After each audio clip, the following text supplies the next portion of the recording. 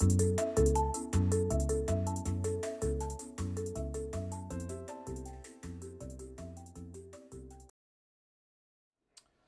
for joining us on 9 News Plus. I'm Chris Bianchi. Former President Donald Trump is on trial. In fact, the jury has gone to deliberate about an alleged rape that a woman is accusing the former president of dating back to the mid-1990s.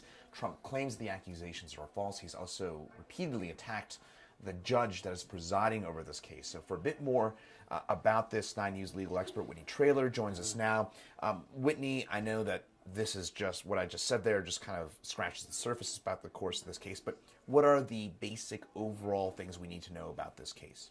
Right, so this case, there's a few basic components and then there's some real nuances. So essentially, this is the plaintiff, E. Jean Carroll, who's suing former President Trump for defamation, for saying that her allegations that he had raped her and these other things were false and caused her damage. He said these things publicly. She hasn't been able to, she lost her job at Elle magazine and all these other things. So that's the defamation aspect of it. But then in 2022, the state of New York passed a law related to essentially the Me Too movement that said, look, if sexual assault had happened years ago, prior to any statute of limitations, 10, 20, 30 years ago, that within this year you could bring a civil claim against them. So she amended her claim and she added that sexual assault that she's accusing President Trump of from 25 years ago. So the case is really about both the defamation and the sexual assault, the alleged sexual assault. So is it safe to kind of characterize it as the case almost increased in importance because of that new New York law back a couple of years ago? Absolutely, because in addition to that, there were a number of hearings in which there was questions if previous accusers of Mr. Trump could testify in this trial. So that was also related to this 2022, and the judge said yes. So there were 11 witnesses in total for the plaintiff, but there were 2 women who said, yes, the same situation happened to me as well, that testified during the trial as well. So what happened during the trial? I believe it lasted a little over a week. Former president did not testify in the trial. He reportedly wanted to, but he did not end up testifying in the trial. What do we know from the actual trial itself? Right, so there were a couple key points that came out in the trial. So the plaintiff, E. Jean Carroll, she testified for about 2 to 3 days. She was very consistent. Now, there were some problems with her case because, and no case is perfect. With her testimony or the case? Probably both. Okay. Not with her testimony being incredible, but for example, she couldn't remember what year it was. And so that is a major, if I'm Trump's lawyer, I'm beating that home in closing arguments saying this was one of the most extreme and intense situations you've ever had. You're alleging that you were raped, you were shocked, it changed your life. You've never been able to have an intimate relationship since then, but you don't even know what year it is. Right, but of course they had, now that's one side of it. Now the other side of it, from the plaintiff's perspective, she's saying she related in great detail. She was very consistent, even though it was 26, 27 years ago. She couldn't remember the exact year. She remembered they went up the 6th floor. It was across the street from Trump Towers. It was in a upscale department store. He took her up. They were joking about lingerie, and then he's alleged to have forcibly, raped her. And so she also had 2 witnesses who testified that at the time it happened, she called them right afterwards and said, "Hey, this happened to me."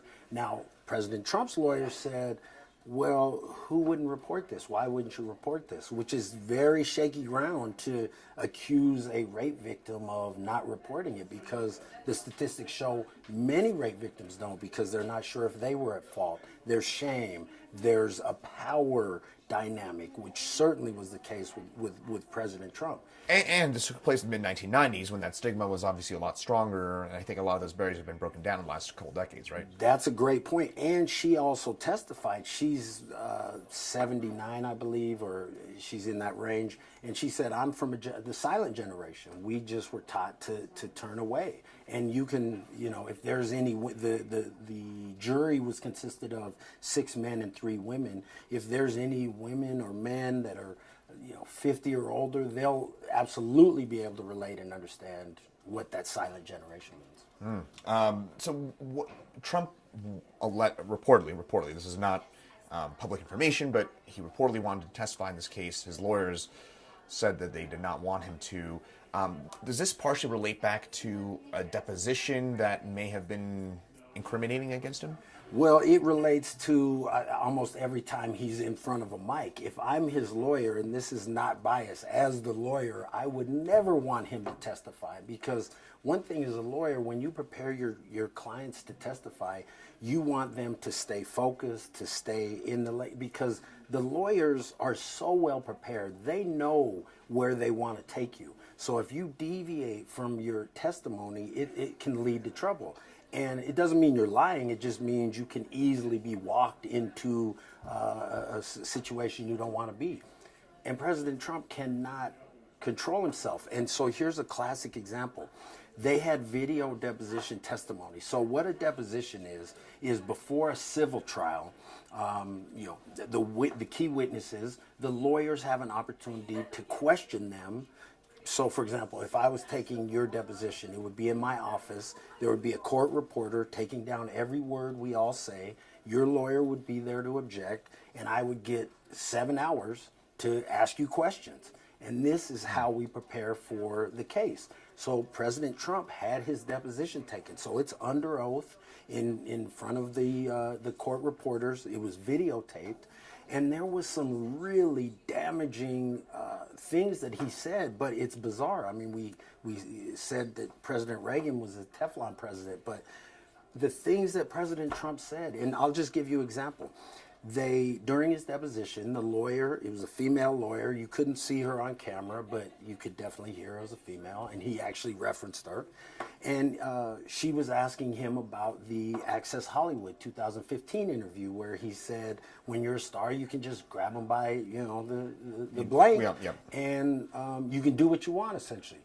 She asked him about that, and he said, yes, stars for millions of years have been able to do that. And he said, yeah, you can just grab them, that's a star. And he said, unfortunately or fortunately, which is bizarre. If I was his lawyer, I would be infuriated that he said, wait, fortunately, a star can literally grab somebody by their genitals without their consent? And that's essentially what he was saying. And then, of course, the lawyer questioning him asked the proper follow-up question, which is, well, were you a star at the time? Are you a star? And he said, yes, essentially I'm a star.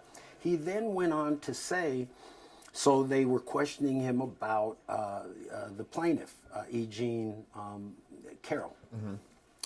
And at some point it came up and he said, well, she's not even my type. And so they showed him a picture from the 80s, and the picture had one of his former wives, Marla Maples, and it had E. Jean Carroll there. And he thought that E. Jean Carroll was his wife, Marla Maples. So for him to say she's not my type was completely contradictory. And then he started talking about the lawyer, and he said, for example, you're not my type at all. If I saw you, I hope you're not offended, I'm not attracted to you in any way. Right? I mean, this is in an alleged rape trial. This is his testimony under oath. That is completely damaging, but he has said such, and I'm not being biased, his supporters will acknowledge he says outrageous things, and it doesn't seem to sway the public opinion. It's, you either love him or hate him. And so this testimony, I thought, will be used during the campaign trails and everything else. I mean, it was terrible, and it was under oath. It's him speaking. It's not, some kind of somebody else or a transcript. It's actually him in saying it. How he does it, right? Question based off of this. So when it comes to the case specifically, what are the potentials for a conviction here? And I would, based on what you're saying so far, and again, I don't mean this to mitigate one way or the other, it is still ultimately a he said, she said thing. Is there tangible, is there DNA evidence? Is there anything firmer? That's a great question. And in a way, it is a he say, she say. But because he didn't come to testify, This isn't a criminal trial where you have the right to be free from self-incrimination. So the lawyers could use the fact that he didn't come to testify, and they did, and they said he's being accused of this. He's the one person who could deny it or whatever, and he can't come face to face, eye to eye, and do that. So that is certainly one issue. But yeah, in many ways, it is a he say, she say. But that's the beautiful thing about our jury system, because we're one of the few countries in the world that has a jury system. And this is where you and I, as normal citizens, get to look at the witnesses and actually decide, yes, this is credible. No, it's not credible. I believe this person. I don't believe this person. Because every trial I've ever had, there were different stories. One person said, no, I didn't sign the contract. The other person said, yes, I did. And that's what you have to do. You have to bring as much evidence. Now, she had 11 witnesses. I don't believe he put on any witnesses. So they essentially cross-examined all the other witnesses, but they didn't put on their own witnesses. So that is an issue for the jury, and I think that's something a jury will walk back with and say, yeah, he didn't bother to show up. We weren't able to look him in the eye, and that may sway things. But yeah, this is a jury. It has to be unanimous. And now what's interesting is this is a civil trial. You used the word convicted, right? But it's really whether he's liable or not.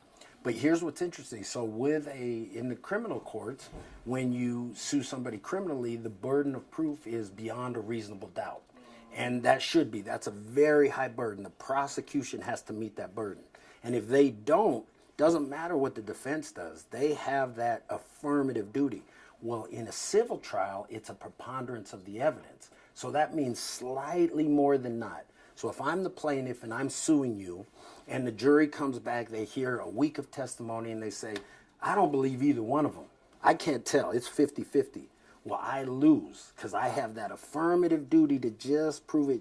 And if they say, you know what, Whitney, I believe him just a little more than Bianchi, then that's all I need. So here, E. Jean Carroll, she has that burden of proof to convince a jury unanimously that yes, this happened, both the alleged rape and the defamation, and they decide okay, did she prove it? Then they decide the damages, and there's two aspects to that. Compensatory damages, what will make her whole, but then there's punitive damages, which is to punish the defendant.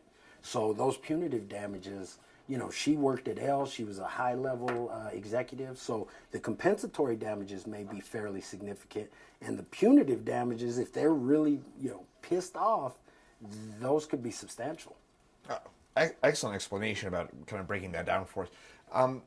I guess based on what you know so far, would you say that, it's hard to tell with the jury system. We don't know, but based on that, what's your guess as to whether this ends in him being liable or not? It's hard to say. I know it's putting you on the spot there. Yeah. No, and I don't mind being put on the spot because a lot of times I'll be able to watch the trial and I'll see the witnesses and I can come away and say, look, if I were a juror, I would definitely come back X. Here, I haven't been able to see, that different testimony. I've been reading the highlights of it, and what it sounds like is the plaintiff was very credible, and the fact that President Trump didn't show up, I think, is harmful. That deposition testimony was not a smoking gun, but oh boy, I would have a heyday in closing argument with that deposition testimony. It's hard to say, but I would expect that there's going to be a plaintiff verdict. I think they're going to, now what they do, whether it could be on the defamation, yes, and on the alleged rape, no, but I don't think so, because think about it. If they believe her on the alleged rape, then his comments that it never happened would be defamatory. So I think it's going to be 100% all or nothing, correct, yeah. Fascinating in that sense. What are the chances, let's say Trump is found liable, does this move from civil court to criminal court? Is there any chance of that? No, because the statute of limitations. Okay. Yes. So it's not. I don't think. In New York, right? Now, what would be interesting is if there's a perjury claim. So if, and this is a problem, I'm thinking about Kwame, the former mayor in Detroit, and he was accused of all these scandals and all this, and he kind of deflected all them, but then he got on the stand and lied, and it was easily provable, and so he ended up being convicted of perjury. So perjury is, lying under oath. And President Trump was under oath at the deposition. Now, if a jury comes back and says, I believe her and not him, that doesn't mean he lied. That won't mean perjury. But if, for example, he said, I never signed the checks, and then there's 10 checks here, that could be, perjury. So, yeah. So what I forgot. Yeah. So the question is, could this move from civil to criminal court? So no, I don't think so. What could happen is an appeal. So either side, and actually both sides, regardless of who wins, in Colorado, it's 45 days, you have a right to appeal. And that could be the size of the judgment. That could be one really strong basis of appeal. So let me explain. When we go to trial, you go to trial court, a judge or jury decides issues of fact. Did he assault her? Did he defame her? That's an issue of fact.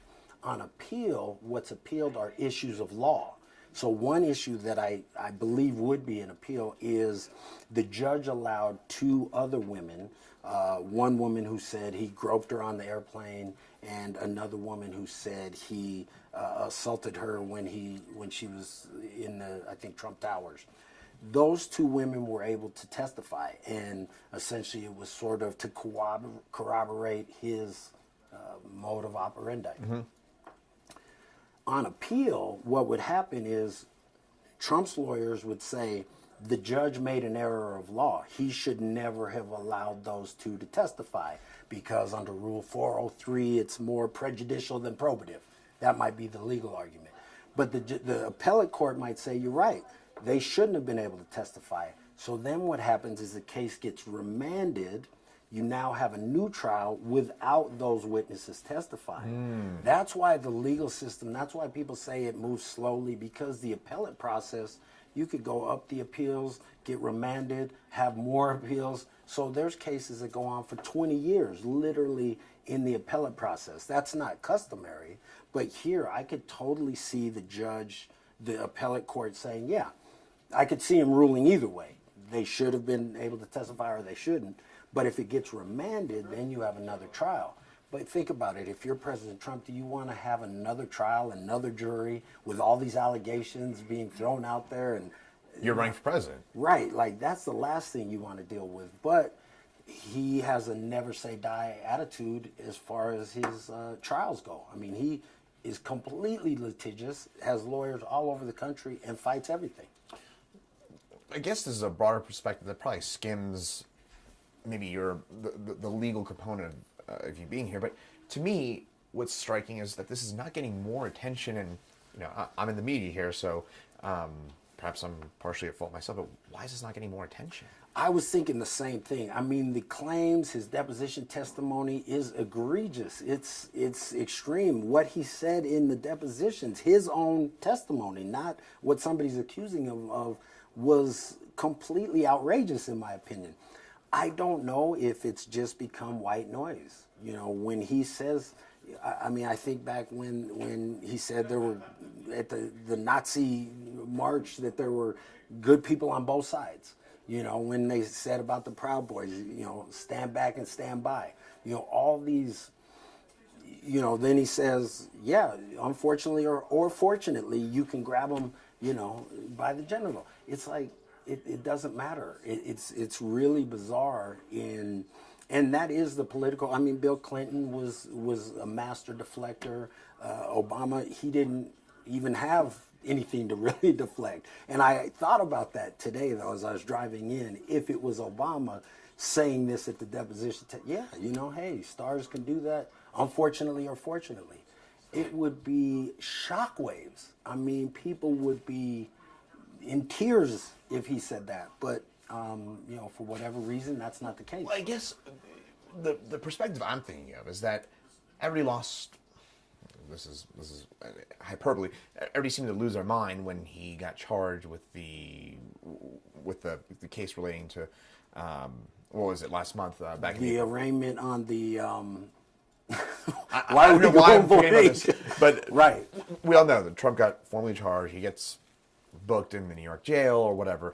And that was basically a mistabulation of things. And then this case, he's being, it seems like, perhaps legitimately being accused here of rape. This is pretty clearly not, this isn't, well.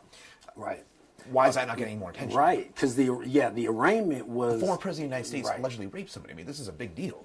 And I just think that he is a master politician, and people criticize his communication, but from the beginning, from starting the election lie, the election fraud lie, from that point on, it was because he's been so continually attacked. It's just easy for everybody to say, well, every attack then is illegitimate, and because you have January 6th, you have Georgia in the election situation, you have the arraignment for the falsification of business records. The Trump organization in December was convicted of a bunch of tax issues. They are currently under a consent decree. They got fined $1 million. All of these things have happened. These have been courts that have Republican and Democrat judges. These have been upheld on appeal. All of these things have happened. These have been charges and convictions, and nobody seems to care. This is not a political situation. I mean, the election fraud, for example, there were more than 80 lawsuits across the country, all up and down. There was not one case even remotely close to proving there was some kind of fraud. Yet, how many million people believe that this, election was stolen? And that's a real issue with our courts. And I'm slightly getting into another issue about the ethics of the court and the importance of us as a citizenry to trust the courts, because a minority of the country trusts the president, a minority of the country trusts Congress, but historically a majority of us trusted the judges. And now if the judges are called into conclusion, so in your intro you were mentioning how Trump was criticizing even the judge. Man, that is a huge issue for our democracy, for our republic, because if we don't trust the arbiters, right, we're always going to be polarized, we're always going to have some conflict, but if we don't trust the arbiters, the ones who can actually decide the decision, if we don't believe in them, then we have no rule of law. Right? There's nobody who, if we start distrusting the judges and say, well, I'm not going to even comply with that judge's order, then we have no rule of law at that point. Again, you have the Broncos and the Raiders, and they're both attacking the refs the entire time. Then how do you have a football game? How can you have a football game? And saying that they're not neutral. Yeah, exactly. Well, Whitney Traylor, appreciate your insight on this case. I'm sure we'll speak to you as the jury continues to deliberate and we get a verdict here in the coming days. But thank you so much for joining us here. It's good to be here. Thank you.